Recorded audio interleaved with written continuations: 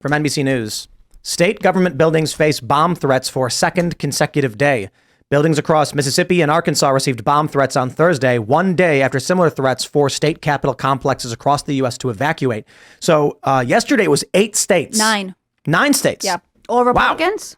Wow. Over what? All Republicans? No, it's a mix, and it's not all like swing states. So what's going on? You tell Santa Clara. Oh, well, okay, so as you guys know, this is one of my favorite stories right now. So yesterday, the Capitol buildings in, I'm going to read from my list, Connecticut, Georgia, Kentucky, Mississippi, Montana, Maine, Minnesota, and Michigan, Hawaii, all received bomb threats. They were all evacuated. Most of them were in the morning based on local time. Maine was like afternoon.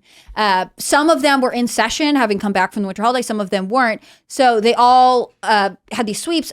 The majority of the ones that I could track down, the law enforcement that were releasing information said the hoaxes were received via email. Typically, it seemed like it went to someone who worked at the state government building and it triggered an evacuation. Today, there are other government buildings in multiple states. So like Mississippi has several, not the state capitol, but other affiliated government buildings that are receiving similar threats.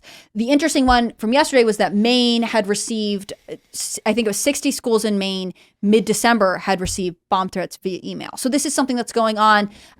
It's not exactly the same thing, but it's very much like a swatting for these government buildings. In some cases, and you're asking about patterns, so some are Republican states, some are Democrats, some are in session, some are not in session. It's not really like there's a consistent pattern from what I can see, but it is interesting that now it's spreading throughout other states that were already affected are seeing other. And you're saying this is all like swatting? I mean, they're bomb threats, so they're not sending in the SWAT team necessarily, but they are disrupting business. Remember when Target faced a bunch of these threats? I wonder if this is related. I wonder if whoever did... In the casinos, right? Casinos. Really? It reminds me of when the casinos had, am I wrong in remembering the story? They received some, like, not bomb threat, but it was like, we've hijacked all your data, please pay us. And no, that's way different. Ransomware. That's way different. The hotel. Well, my only point is it's interesting because it's all cyber crime. Like, none of the buildings that were affected yesterday, and as far as I know, I haven't done all of my due diligence research on the buildings that were affected today, none of them actually had explosives in them. So you're saying this is a cybercrime because they just found out, like, Russia has been hijacking our cybersecurity for the past 13 months. These were emails that were sent. That's what I'm trying to see. I'm just saying all of it is done online. It doesn't. There's no clear indication. It's not like 4 people walked into buildings. Right. Or sent letters. Just all emails. It theoretically could all be one person, or it's a coordinated cyber-led attack. I mean, you just don't know, and some of it is. I think it's foreign. Testing the response from these capitals. I think it's foreign. I think it's an act of war. I should say that seems the most probable outcome because it is crippling our ability to govern. It's shutting down our institutions. Mm-hmm. We have the weakest cybersecurity system we have out there. And we pretend we have the strongest. We have the weakest. The fact that they can hijack the Congress website, they did it like last year in 2 seconds and they shut it down. The reality is there's no defense. No one has any defense anywhere in the world. Defense is hard. Offense is super easy when it comes to cyber warfare. There's no way to defend a system. It's just not possible. There are certain things you can do, but man, I love how all of these, every business will have like their cybersecurity policy. When I worked at Vice, they have this. They're like, everybody just do not click links in your emails. And the next day it's like, oh, we got 12 more people clicked the links. We got phished again. Passwords. It's nonstop. No matter how many times you tell a person not to do something, they'll do it anyway.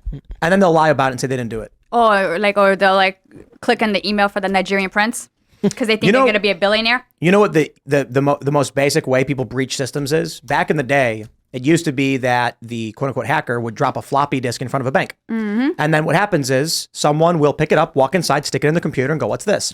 Computer infected. Then it became CDs, then it became USBs. And USBs are the commonplace thing now. Someone they'll put a virus on a USB. They'll walk in front of the target building, and they'll just drop it. And all they got to do is wait. Because sooner or later, someone walking into that building for their job will see the USB and pick it up and stick it right in their computer on the network and infect the network. And no matter what you do, no matter how many times you tell these people, they don't care.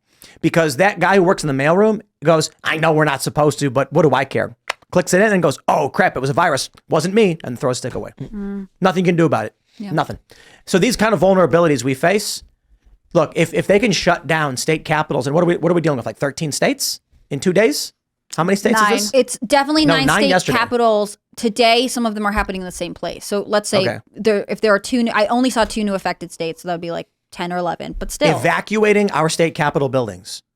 inhibiting our ability to convene and govern.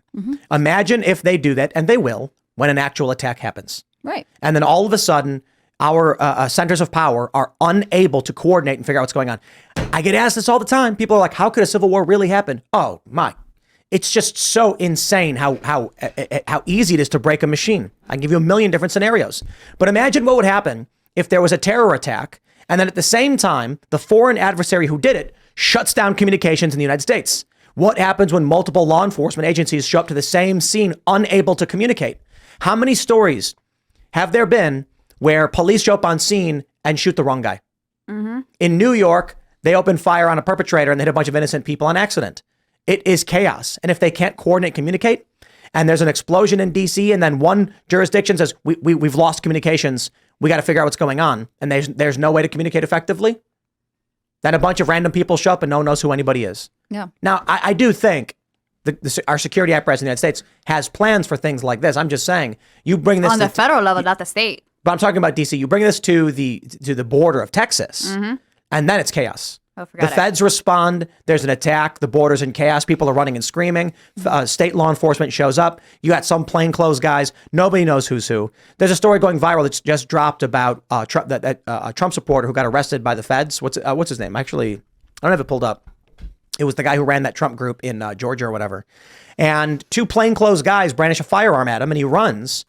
And then he tries to flee from him. And turns out they were FBI agents. And everyone's saying they did it in this way because they wanted him to get shot and killed to fight back, not realizing they were law enforcement. Plainclothes FBI show up to an attack with guns drawn. State law enforcement doesn't know who these guys are. They show up and they say, drop your guns, and they're all screaming at each other. You ever see that video of the ATF guy getting detained by the cops?